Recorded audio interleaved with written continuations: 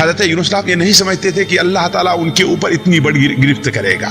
وَظَنُّونِ إِذْ ذَهَبَ مُغَاضِبًا فَظَنَّ أَن لَّن نَّقْدِرَ عَلَيْهِ. اور مچھلی والے، نون والے، یہ نون اس مچھلی کو کہتے ہیں، مچھلی کو کہتے ہیں جو بہت بھاری ہوتی ہے. جیسے آج کل کے شارک مچھلیاں ہیں، ویل مچھلیاں ہیں، جو انسانوں کو، بلکہ اگر ان کے سامنے بیل بھی رکھ دو تو اس کو سیدھے وہ کیا ہے، وہ نگل جائیں اور ہضم کر جائیں.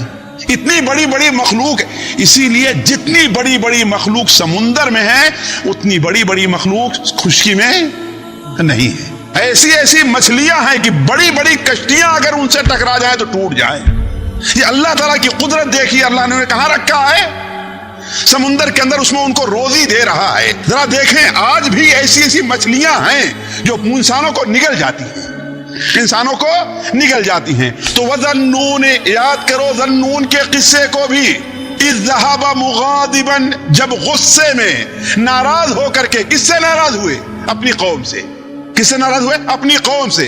اپنی قوم سے ناراض ہو کر کے بھاگے. تو کیا ہوا؟ اللہ تبارک و تعالی نے جب یہ دیکھا کہ اللہ تعالیٰ نے مچھلی کو ان کے نگلنے کے لیے ایک مچھلی کو بھیج دیا.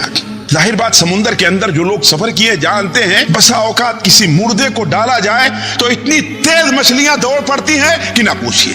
تو حضرت یونس علیہ السلام کو جب ڈالا گیا، جیسے ہی دریا میں پہنچے ایک مچھلی منہ پھیلائے اپنا کھڑی ہوئی تھی. اس نے فوراً حضرت یونس علیہ السلام کو نگل لیا اور پیٹ میں چلے گئے. یونس علیہ السلام ظاہر بات پیٹ میں گئے.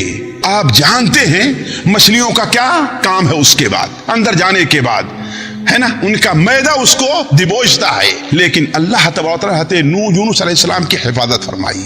مچھلی نے اسے نگل تو لیا، لیکن اب ان سے اس مچھلی سے ہضم نہیں ہو رہے. معدے میں گئے تو لیکن ان کو دبائے، اپنی غذا بنائے. یہ اس سے کیوں؟ اللہ کے نیک بندے ہیں. اب مچھلی لے کر کے انہیں نیچے جاتی ہے، اوپر آتی ہے، نیچے جاتی ہے، اوپر آتی ہے. یونس علیہ السلام نے جب اپنے کو مشکل میں دیکھا، ہر طرف سے تاریکی ہے ساتھیوں، مچھلی کا پیٹ ہے، سمندر کی تاریکی ہے، یہاں تک کہ رات ہو گئی، رات کی تاریکی ہے، 3 قسم کی تاریکیاں جمع ہو گئی.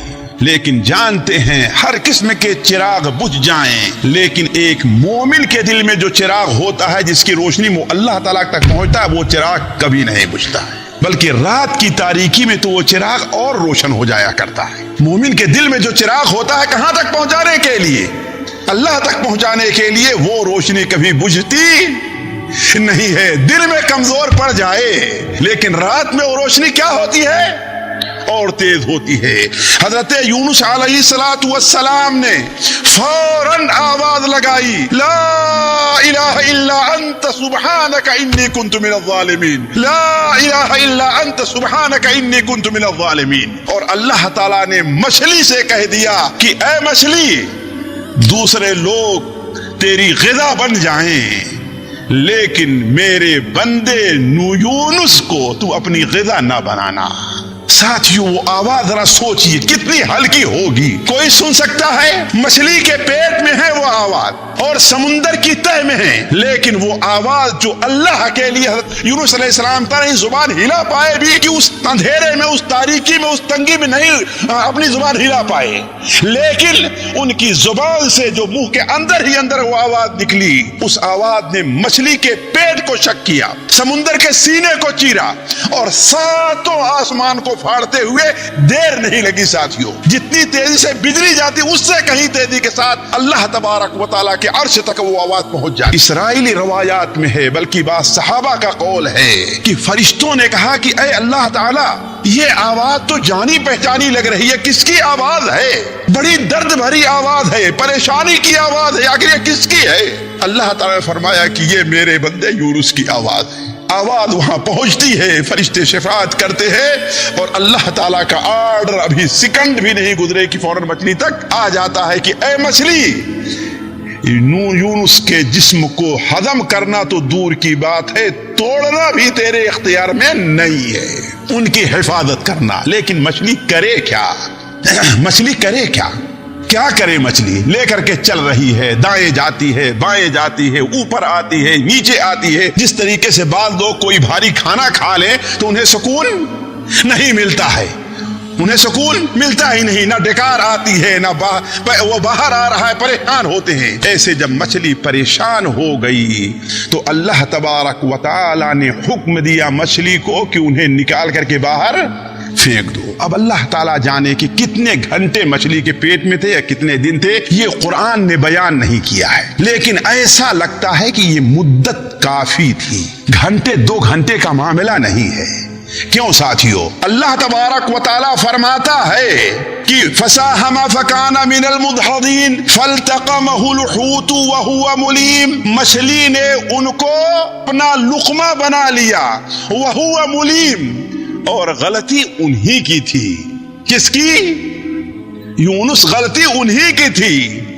فساہم فکان من المدحضین فالتقمہ الحوت وہو ملیم فلولا انہ کان من المسبحین للبث فی بطنہ الی یوم یبعثون. اگر وہ میری تسبیح بیان کرنے والے نہ ہوتے، اگر وہ میرا بڑا ذکر کرنے والے نہ ہوتے، اگر وہ نمازی نہ ہوتے، اگر ہمارے نیک بندے نہ ہوتے تو فی بطنہ الی یوم یبعثون، تو قیامت تک مچھلی کے پیٹ سے نکل نہ پاتی، مچھلی ان کی قبر بن جاتی، مچھلی کے پیٹ ہی میں رہتے.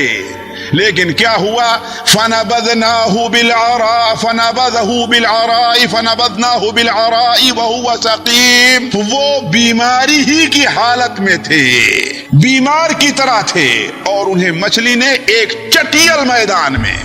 حالانکہ ساتھیو اللہ کی قدرت دیکھیے، سمندر کے یا دریا کے کنارے بسا اوقات جھاڑیاں بھی دریا کنارے ہوا کرتی ہے نا، درخت بھی ہوا کرتے ہیں نا، سایہ بھی ہوا کرتا ہے نا، اور ریتیلی زمین بھی ہوا کرتی ہے. اللہ تعالیٰ نے حضرت یونس علیہ السلام کو جو مچھلی کو حکم دیا، اس نے کسی جھاڑی میں نہیں، کسی درخت کے نیچے نہیں، بلکہ ایک چٹیل میدان، کھلا ہوا جو میدان تھا، ریت میں اٹھا کر کے پھینک دیا، ایسی جگہ جدھر کسی کا آنا جانا نہیں تھا. فنبذناہ بالعراء وہو سقیم، اور وہ بیمار ہو گئے تھے. کیوں ساتھیو؟ مچھلی کے پیٹ میں جانے کی وجہ سے ظاہر بات مچھلی نے کچھ کوشش کی ہوگی نا انہیں ہضم کرنے کی، انہیں چبانے کی، لیکن چبا ہضم نہیں کر سکی.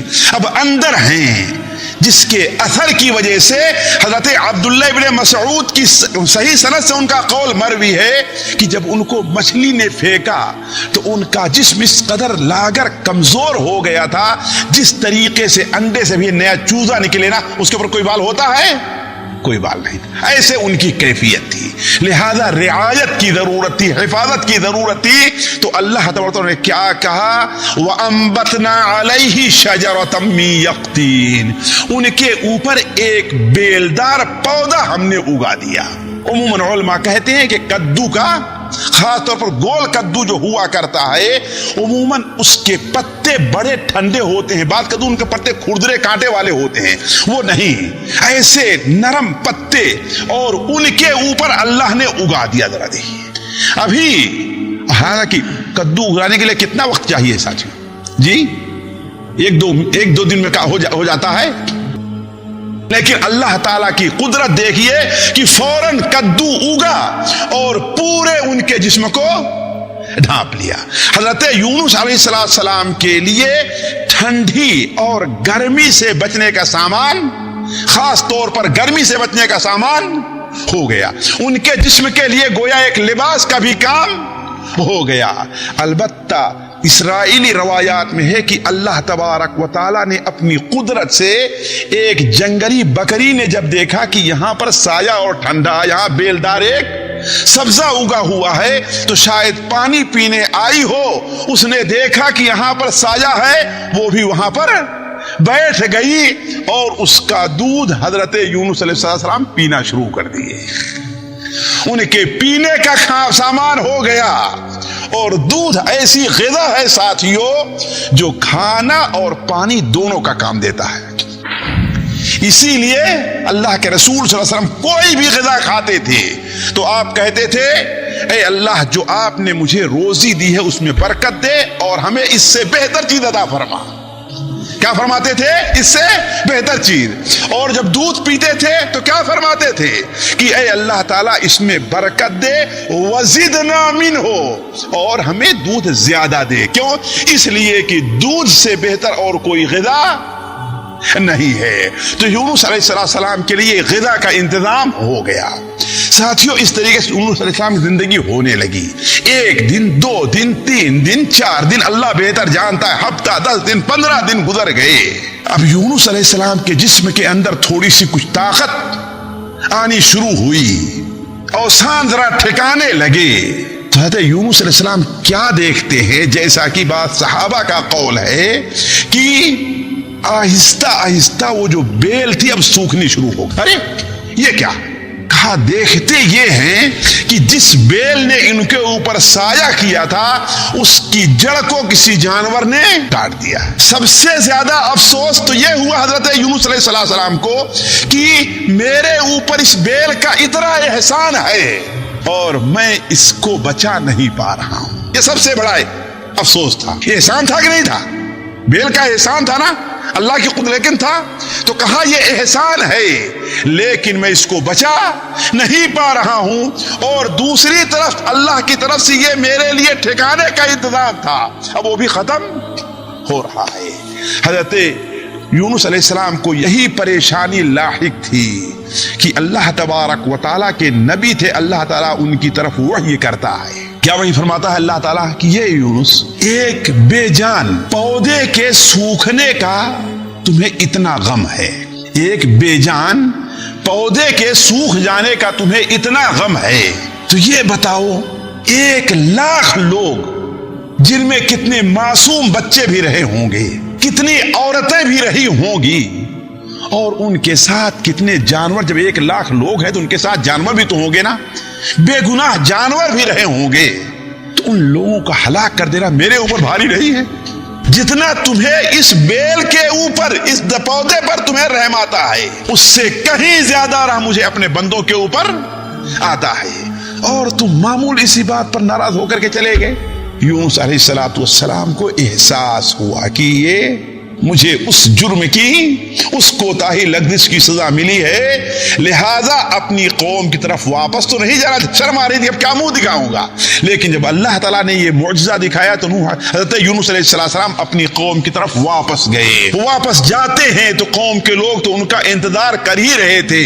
استقبال یہ کرتے ہیں ساری قوم کے لوگ، بادشاہ سے لے کر کے چھوٹے تک اعلان کرتے ہیں کہ اللہ کے نبی یونس کے اوپر ہم ایمان لے آتے. اور پوری قوم کے لوگ کیا ہے، 1,00,000 سے زیادہ کیا ہیں، فآمنوا فمتعناهم إلى حين. جب سارے کے سارے لوگ ایمان لے آ لیے تو موت تک کے لیے ہم نے انہیں کیا دے دیا، مہلت دے دیا. یہ تھا ساتھیوں مختصر سا قصہ حضرت یونس علیہ السلام کا جو قرآن میں بیان ہوا ہے.